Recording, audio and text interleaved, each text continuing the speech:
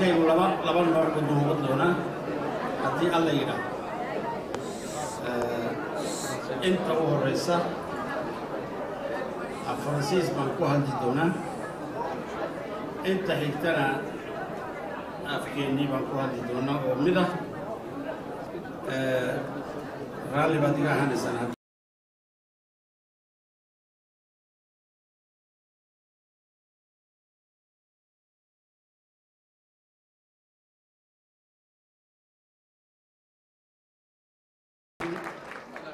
الصلاة والسلام على رسول الله صلى الله عليه وسلم.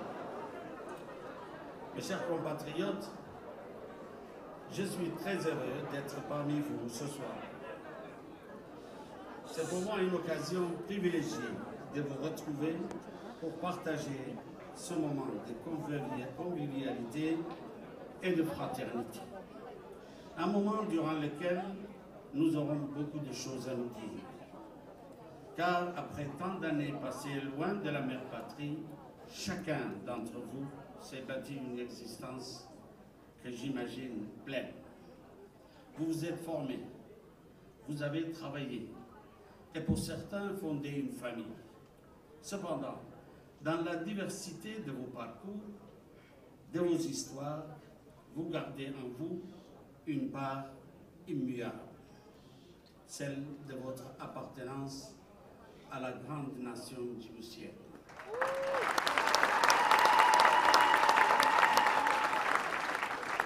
Vous, Djiboutiennes et Djiboutiens de France et d'Europe, je voudrais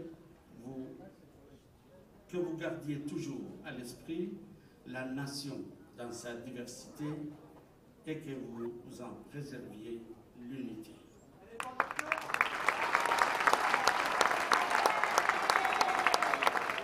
Où que vous soyez, qui que vous soyez, quoi que vous fassiez, vous appartenez à la grande famille djiboutienne. Car vous le savez, votre identité première, avant toute autre, est celle de votre mère patrie. Et votre première richesse, celle que vous transmettrez à vos enfants, c'est cette identité. Partout où vous vous trouvez, cette identité vous lie, cette identité vous distingue. Vous avez tenu fièrement à l'exprimer ce soir et je vous en remercie.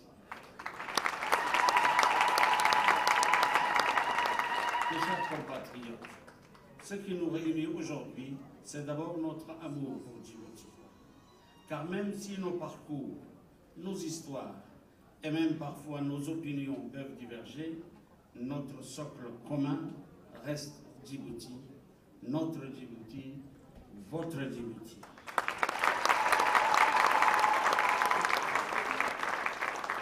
Cette nation qui nous a tant donné, à laquelle nous devons tant, nous devons de la préserver des affronts des autres et parfois même des indignités des siens.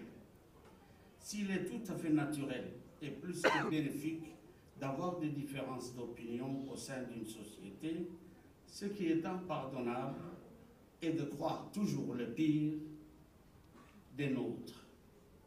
Vous le savez, cette tendance a toujours perpétué les perceptions erronées qu'ont certains et qui sont soutenues par une minorité motivée par des rancœurs personnelles, touche l'ensemble de nos populations qui sont des communautés dignes et industrieuses.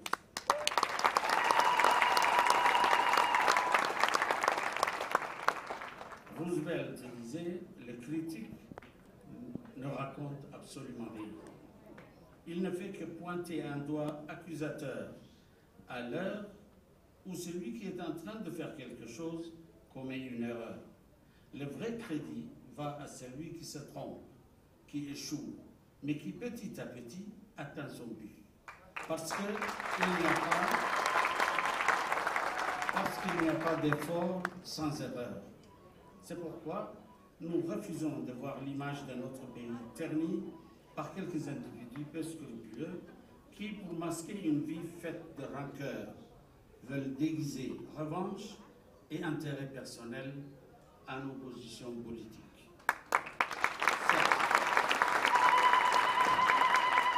Certes, aucun de nous ne prétend tout savoir, mais je reste convaincu que la meilleure contribution que vous pouvez faire à votre pays, c'est d'abord et avant tout de croire en lui. Et chacun à votre niveau de participer à sa construction. Car ceux qui ont choisi de détruire ne nous arrêteront pas. C'est vous, les étudiants, qui avez acquis un savoir précieux au prix de nombreux efforts. Vous, les travailleurs qui exercez une activité, vous, les hommes et les femmes qui vivez une vie honnête en qui nous nous reconnaissons, de par votre courage, votre abnégation, mais aussi votre volonté farouche de garder Djibouti dans votre cœur, vous faites honneur à notre pays. C'est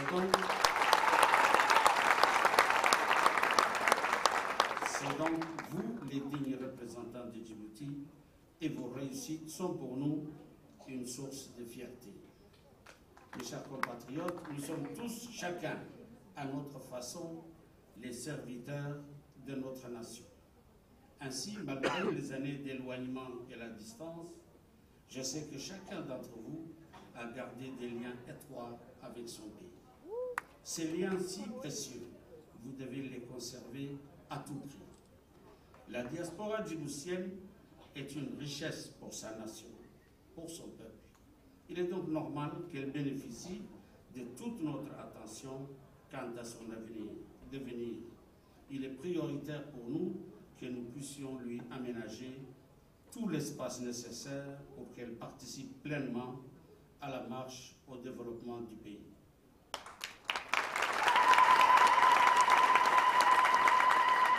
Elle représente un vivier de compétences indispensables pour le dynamisme économique. Elle se doit donc de participer pleinement au décollage économique que connaît notre pays et de mettre son savoir-faire au service de sa croissance. Car, n'en déplaise à certains, Djibouti change, Djibouti progresse, Djibouti rayonne. Alors même que nous assistons à une renaissance économique africaine, à l'heure où tous les yeux des investisseurs se tournent vers notre continent, Djibouti est loin d'être en reste.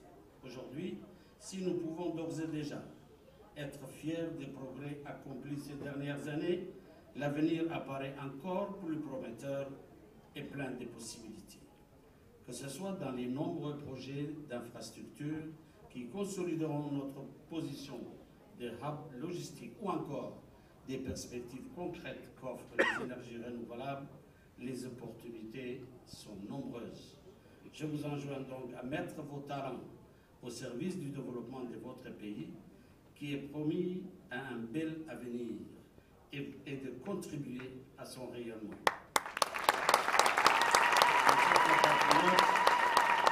Sachez que votre pays vous attend et vous soutient. Sachez que de près ou de loin, nous nous tenons à vos côtés. En mon nom personnel et au nom de nos concitoyens, je tiens à vous exprimer toute mon appréciation pour votre accueil si chaleureux. Vive Djibouti, vive le peuple.